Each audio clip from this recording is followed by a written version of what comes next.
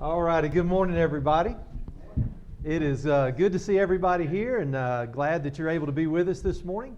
We want to welcome those that are worshiping with us online also, and for those that are visiting, we're especially grateful for your presence and hope that maybe your schedule allows you to stay around a few minutes after services and allow us the opportunity just to get to know you a little bit better. If you weren't here for the announcements, I would encourage you to grab a bulletin. Even if you were here, just grab a bulletin. There are a lot of things going on, a lot of opportunities to just get involved. I know there's a Ladies' Day coming up. There's some youth events that are in there and just some important information. So be sure to grab one of those so that you know what's going on and you can take advantage of the things that are of interest to you. July the 20th of 1969. I'm going to guess many of you sitting in the audience already know the significance of that day. That was the day that the Apollo 11 space capsule would land on the moon. And for the first time in history, Neil Armstrong would be the first human to step foot on the moon. And not long after him, Buzz Aldrin would join him, and the two of them would spend some 2+ hours walking on the moon that day. NASA would record their adventures that day. And back then, their recording was not on a disc, it was on the old reel-to-reel type recordings. I want you to fast forward now to June of 1976. A man by the name of Greg George was working as an intern at NASA. And it was during that month he would attend an auction at Ellington Air Force Base. And up for auction that day was a number of boxes from NASA that contained reels of tape. Well, Greg thought that he would purchase these boxes. There were 1,150 reels of tape. He purchased them for $217, I think, and 77 cents. And his plan was to sell those tapes to television stations in the local area so that they could record over them for the news. As he started going through the boxes, he came across 3 boxes that were simply labeled Apollo EVA. His dad said, just set those aside, don't sell those right now, or don't get rid of those right now. It wasn't until the 40th anniversary that NASA started searching for the video of the Apollo 11 moonwalk. That's when Greg realized exactly what he had as he started looking at those reels of tape. July 26, 2019, the 50th anniversary, at Sotheby's auction house, those tapes were auctioned off for $1.8 million. Not a bad investment, huh? $217 turned into $1.8 million. But stop and think with me for just a moment. Do you think the outcome of what went into those boxes would have been any different if someone would have simply reassessed what was on those tapes? I doubt it was ever the intention of NASA or anyone else for that matter to allow the video of that historic day to end up in just a box of random reels of film. If someone would have simply paused and just reassess the value of what was on those tapes, there would have been a very different outcome. You know, the truth is, many times in life, we all need to just reassess the value of certain things. We might own certain pieces of furniture, or we might have a car, or we might be looking to purchase something that requires us just to assess the value. This morning, I want us to consider a different kind of reassessment, and a different kind of value that's tied to this reassessing. I want us to think about the value of personal reassessment as it relates to our life and discipleship. But we have to ask ourselves, if we're going to do this, what are some things we might want to reassess? What are some things that we might want to take inventory of, as it were, in our lives that might help us in our efforts to be followers or disciples of Jesus? Let's consider a few of those together this morning. The first thing that I believe would be of value to reassess is simply our spiritual health. I'm going to ask you to turn to several passages with me this morning. I want us to start in 2 Corinthians chapter 13. 2 Corinthians chapter 13. So if you need to do some finger stretches, go ahead and do those and get them ready, because we're going to be turning to a few passages together. Paul is coming to the conclusion of this letter written to the church in Corinth. And a key part of this letter, Paul was having to defend himself, and specifically his status as an apostle. There were false teachers that had come into the church at Corinth, and they had taught certain things about Jesus. In fact, some of the things they taught sounded similar to what Paul had taught, but yet they did not have the authority to teach that Paul did. And so the church in Corinth had, in some ways, kind of put Paul on trial, where he had to defend himself. And as Paul is concluding this letter, I want you to notice what he writes in 2 Corinthians 13, beginning in verse 5. He tells his audience, he says, "Examine yourselves to see whether you are in the faith. Test yourselves, or do you not realize this about yourselves, that Jesus Christ is in you, unless indeed you fail to meet the test?" I think it's interesting what Paul basically does here. He kind of turns the table on them. In some ways, they had been wanting to examine Paul. They had been wanting to put him on trial to test his authenticity, as it were, of his apostleship. But Paul basically turns the tables back on them, and he says, you know what? Instead of examining me, what you really need to do is take a step back and examine yourselves. He uses two words. He says, examine yourselves and test yourselves. Both of them are actually commands that he's giving to them, but they both carry just a little bit different meaning. The idea of examining means to discover the nature or character of something by testing. In essence, he's telling them, I want you to look inside. I want you to look at your character. I want you to look at your nature. What's the driving force behind you and your faith? Is it genuine? Is it the real deal, we might say? But then he says, in addition to examining, I want you to test. And the idea there is to make a critical examination of something, to determine the genuineness. Paul challenges them. He challenges them really to the core to say, I want you to look inside. I want you to test the genuineness of your own faith. Quit examining my credentials as an apostle. Look at your own motives. How are you growing spiritually? And specifically, he says, I want you to realize something, that Jesus Christ is in you. Zechariah, just a few moments ago, as he directed our thoughts around the Lord's table, read from Romans chapter 8. And I believe it was verse 9 where he started. And Paul there said that the Spirit of God is in us. And he would say not only that, but if the Spirit of Christ is not in you, then that we don't even belong to Christ. Paul, in many ways, is challenging his audience to look inside. How do you do that, though? What does that look like? I think in part it goes back to 1 Corinthians chapter 2.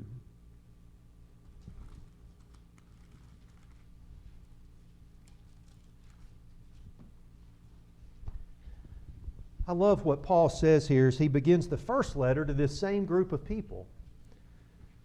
In chapter 2 and verse 1, Paul says, "And I, when I came to you, brothers, did not come proclaiming to you the testimony of God with lofty speech or wisdom. For I decided to know nothing among you except Jesus Christ and Him crucified.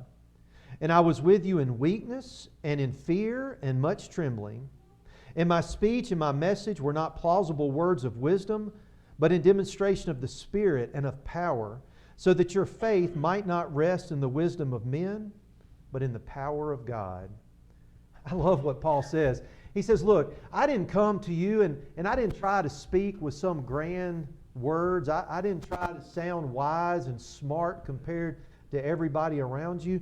He says, I didn't want to know anything, and I didn't want you to know anything except Jesus Christ and Him crucified. That's it. That's all that mattered to Paul. He didn't care what he sounded like and how he delivered that message. He didn't care what people thought of him as a public speaker. All he cared about is, did I put Christ at the center of my message? And does He now become the center of your lives? And that's really what this idea of self-examination comes down to. Even in 2 Corinthians 13, as Paul brings his final letter to this group of people to a close, his challenge in their self-examination and testing is to make sure that Christ was in them. But this idea of self-examination is not unique to Paul. I want you to consider the words of James with me in James chapter 1, verses 22 and 24. James would challenge his audience. He says, "Be doers of the word, not hearers only. Don't deceive yourselves. For if anyone is a hearer of the word and not a doer, he's like a man who looks intently at his natural face in a mirror. For he looks at himself and goes away, and at once he forgets what he was like." I love James's analogy, the idea of a mirror. Now, I know that it may not look like I spend much time in front of a mirror, but I actually do. In fact, I've already had a comment about my beard this morning, so I do look in a mirror from time to time. But what good would it do to look in a mirror and then go away and not even remember what I even look like? James says this book, the message of Jesus, his life, his teaching, everything about him is meant to be a mirror for us to see ourselves. We look into this mirror and it opens us up so that we can see ourselves for who we really are. And we see ourselves, as has already been mentioned even this morning, as broken, as inadequate, as incapable of doing anything in and of ourselves to save ourselves. And there we see Jesus, and we see the cross, and we see him crucified, and we see our incredible need for him. That's a key part of just our self-examination, of our reassessing ourselves and our spiritual health.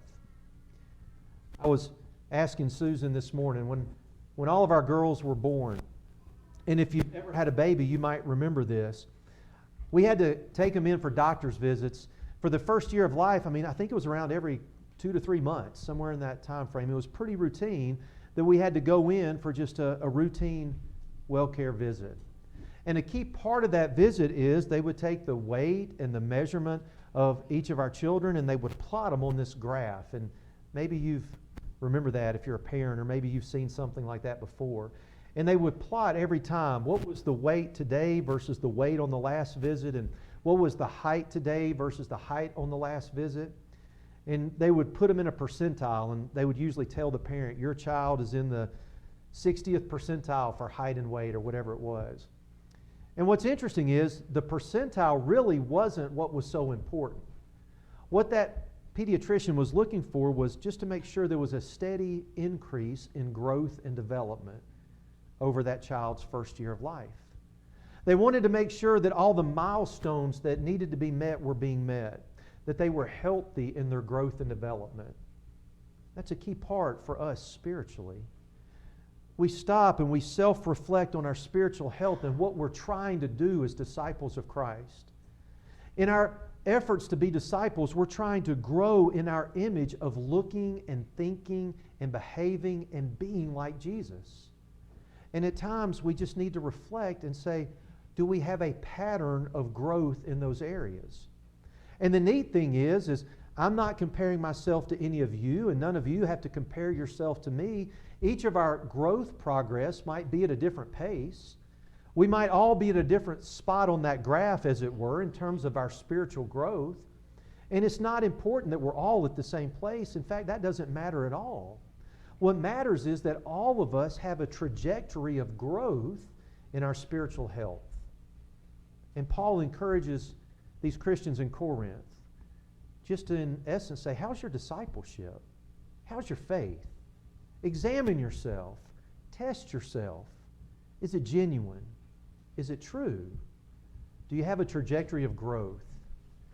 And in many ways, that's the challenge for each one of us, is to look in the mirror, as James would say, to see ourselves the way that we really are, to see our dependence upon Christ, to see His life and how He lived and how He treated people, to understand His teaching, and then try to allow Him to shape our lives so that we look like Him.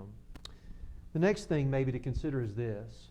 We should reassess our commitment. For this one, I want you to go to the Old Testament with me to 1 Kings chapter 8.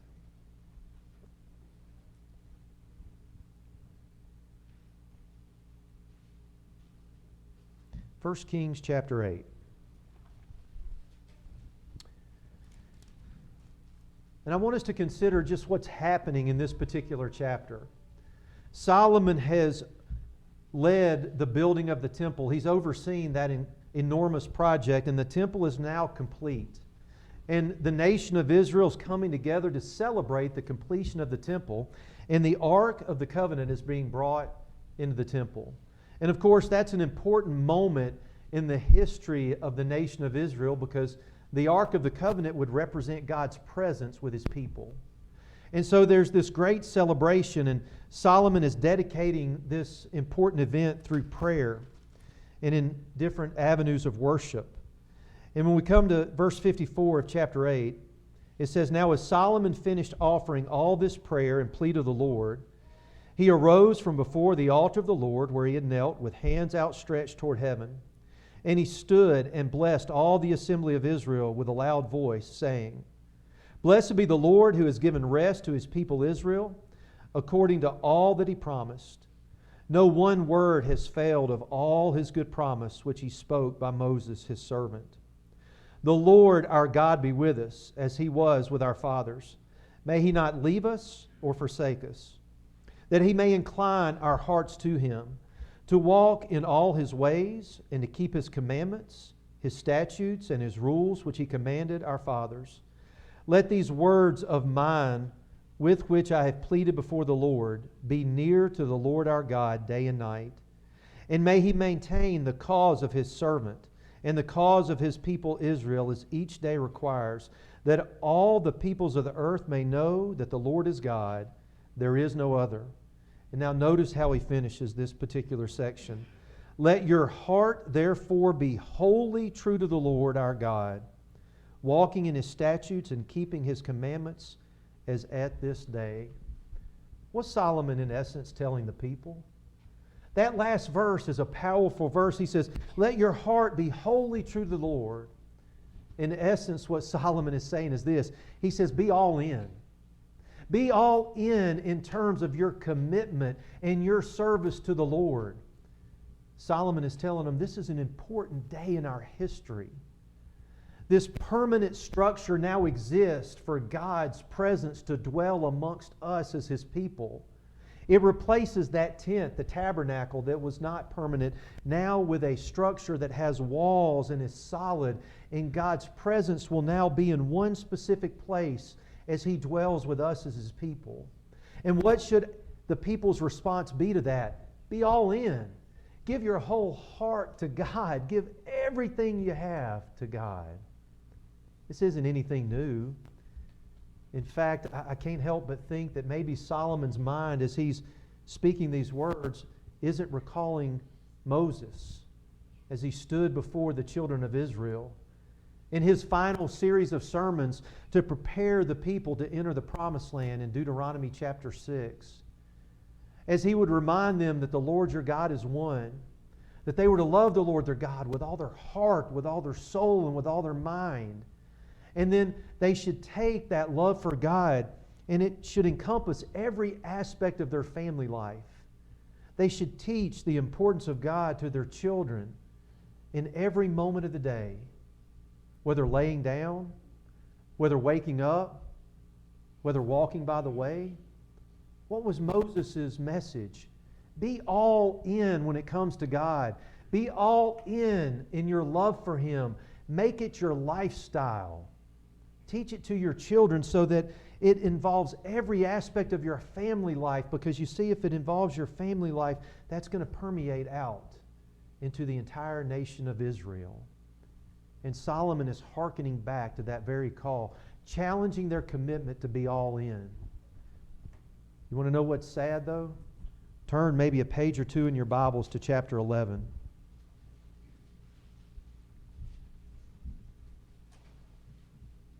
Look at verse 1.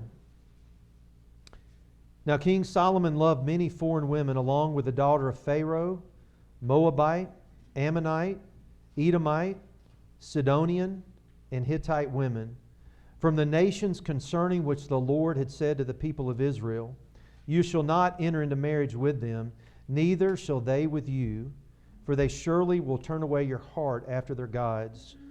And skip down to verse 7 of the same chapter. Then Solomon built a high place for Chemosh, the abomination of Moab, and for Molech, the abomination of the Ammonites, on the mountain east of Jerusalem. And so he did for all his foreign wives who made offerings and sacrifice to their gods. Just 2 chapters earlier, Solomon had pleaded with the people, be all in, give your whole heart to God, and yet just a few pages later we read that Solomon failed to do that very thing in his own life. He allowed the influence of other people to turn his heart away from God. I want you to think about a few passages, words of Jesus himself that relate to our discipleship. Matthew chapter 10, verses 37 through 39. Whoever loves father or mother more than me is not worthy of me. And whoever loves son or daughter more than me is not worthy of me. And whoever does not take his cross and follow me is not worthy of me. Whoever finds his life will lose it, and whoever loses his life for my sake will find it. Luke chapter 9, verses 23 through 24. And he said to all, if anyone would come after me, let him deny himself, take up his cross daily, and follow me. For whoever would save his life will lose it, but whoever loses his life for my sake will save it.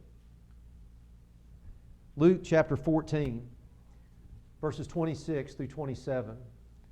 If anyone comes to me and does not hate his own father and mother and wife and children and brothers and sisters, yes, and even his own life, he cannot be my disciple. Whoever does not bear his own cross and come after me cannot be my disciple. And then immediately following these verses, Jesus would challenge his audience to count the cost of discipleship. And he would use 2 illustrations specifically. He would talk about a man that was going to build a house. And he would say, you know, that person doesn't go out and build the house without first sitting down to count the cost. What's it going to cost to build this house? Because what he doesn't want to happen is to start building and he can't finish. And in essence, then he becomes a laughingstock to those round about him. And then the second example he would use is a king that's preparing to go out to battle.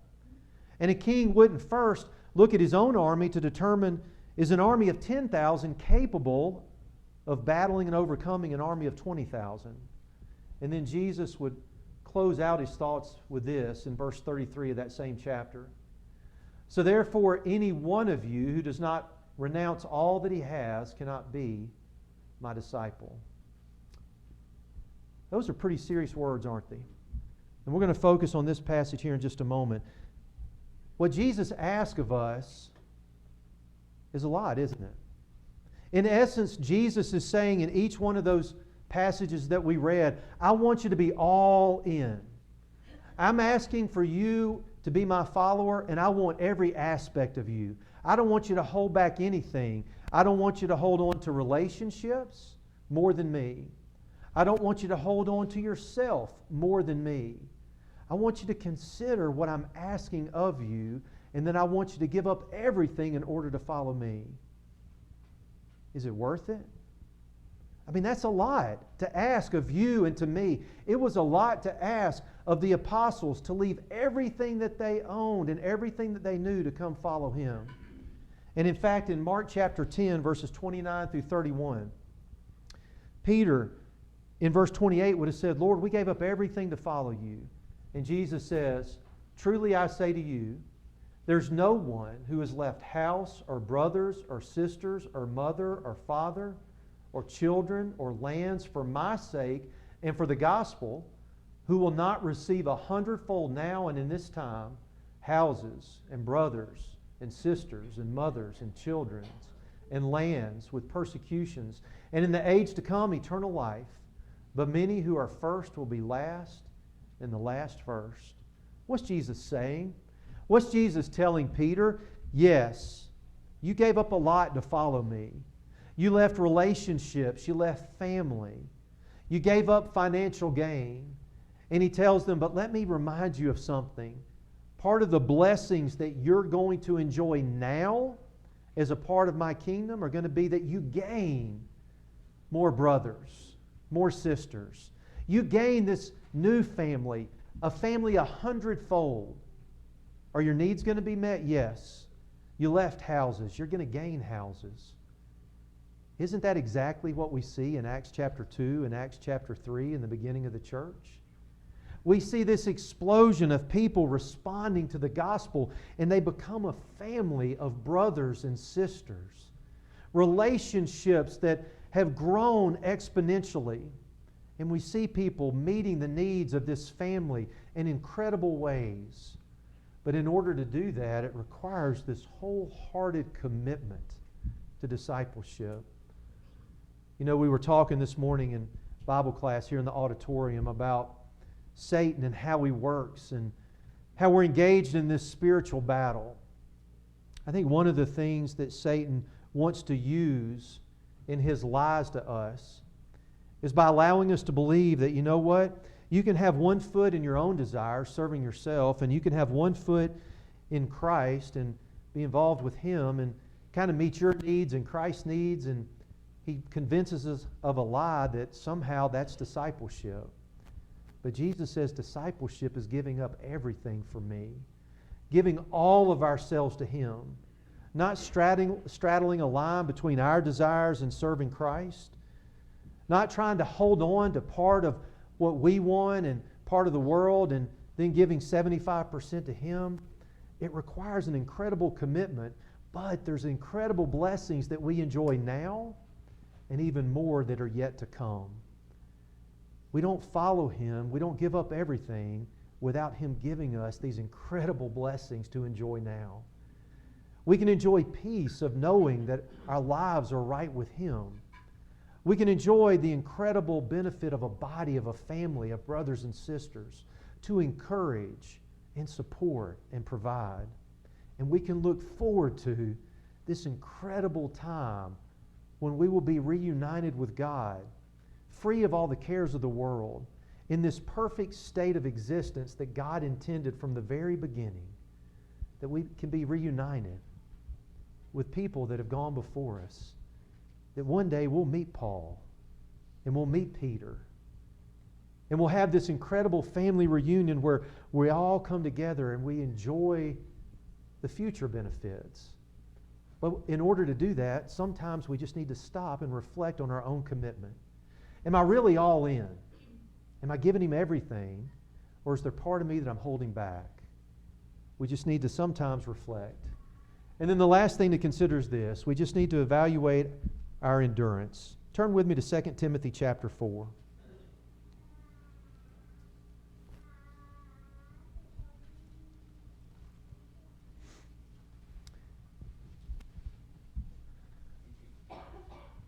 Second Timothy chapter 4, and I want you to read with me beginning in verse 6. Paul would tell Timothy, "For I'm already being poured out as a drink offering, and the time of my departure has come. I have fought the good fight. I have finished the race. I have kept the faith. Henceforth there is laid up for me the crown of righteousness, which the Lord, the righteous judge, will award to me on that day. And not only to me, but also to all who have loved His appearing." Paul is at the end of his life. He is literally staring death in the face. He's looking back now on some 30 years of ministry for Christ. How does he sum up those 30 years? How does he look at those 30 years of service? And on Wednesday nights, we've been looking at the book of Acts, and we can think about what those years of service entailed. He was stoned and beaten and rejected. He would talk about in 2 Corinthians chapter 11 just all the different trials that he went through. And he summarizes 30 years of endurance with 3 simple phrases. I fought the good fight. I finished the race. I've kept the faith. And it's amazing how succinctly he could summarize those years of service. but I want you to let those words sink in. What would these words mean to you in your life? When you were facing the end, if it could be said of you and of me, I fought the good fight, I finished the race, I've kept the faith. That'd be pretty good, wouldn't it? I mean, that would really be enough, wouldn't it? We like to come up with these long, drawn-out words to summarize and celebrate, and there's nothing wrong with that, but sometimes less is more. And Paul uses less to describe more than you and I ever could have on our own. But what did it take for him to reach that point in his life? It took endurance. I would have to believe there were at least moments in Paul's life where he wondered, can I keep going? I'm tired. I'm discouraged. I just want to give up. Can I take another step? Can I experience more rejection? Can I endure another beating? But yet he endured. He reassessed his commitment. What does it take for you and me? How can we help strengthen our commitment? Because honestly, all of our lives experience struggles like that too. I think if most of us are honest with ourselves, we would say there's times we've said, is it worth it? There's times we've wondered, can I keep going? Should I go back? Do I keep trying to do this? Because I just don't feel like I can take another negative thing in my life. Hebrews chapter 12. If you want to turn there, we'll conclude with this thought. Hebrews chapter 12. The Hebrews writer in chapter 11 gives all these incredible examples of people that endured, that were faithful with what God had given them. And he says, therefore, because of all these examples, what should that mean now in the lives of the people that he's writing to? In essence, he's saying, remember, since we are surrounded by so great a cloud of witnesses, all these witnesses, examples of faithfulness that the writer just used in chapter 11, combined now for you and me with examples that we can think of in our own lives. With this great encouragement, let us also lay aside every weight and sin which clings so closely, and let us run with endurance the race that is set before us. How do we have that endurance? What's a key piece of that endurance? Verse 2, looking to Jesus, the founder and perfecter of our faith, who for the joy that was set before him endured the cross, despising the shame, and is seated at the right hand of the throne of God. Consider him who endured from sinners such hostility against himself, so that you may not grow weary or faint-hearted. You see, there's part of the key, isn't it? Really, that is the key. It goes back in many ways to where we started in Paul's encouragement for evaluating our spiritual health. Make sure Jesus is at the center of everything that we do. How do we endure hardships? We think about examples of people that were faithful in their discipleship. People that kept Jesus at the center of their efforts to serve Him. And in turn, we keep Jesus at the center of our life. And we think about what He suffered. We think about the rejection He endured. And He did all of that for you and for me. And that provides encouragement so that we can keep on. And that we don't quit when the times get hard. And we don't walk away, but yet we endure. And at times we just need to reevaluate and reassess. Am I in this for the long haul? Am I preparing myself for the difficult times so that when I come to the end of my life, I can say that I've finished the race, that I've run the course? Can I say the things that Paul said about himself? You know, I think when we consider discipleship, and we consider just the call that Jesus has given us, it's serious business. It's not easy. It requires a lot of us. But yet here's the beautiful thing. Jesus never asked anything of us that first He hasn't done for us. And number two, He doesn't send us anywhere that He doesn't give us what we need in order to be successful. And so for each of us this morning, it starts with me and it starts with you, and we look at our own lives and we just reassess ourselves and say, how am I on my journey of discipleship? Am I spiritually healthy? Am I on that trajectory of growth? Am I willing to be committed in the way that Christ wants me to be committed? And am I preparing myself to endure all the way to the end for Him? You see, the great thing is this. Jesus provides us an invitation to Him that says, if you're weary, if you're heavy laden, if you're burdened, if you're struggling in this call to discipleship, come and lay it at my feet. You see, because Christ is willing to help us in this process.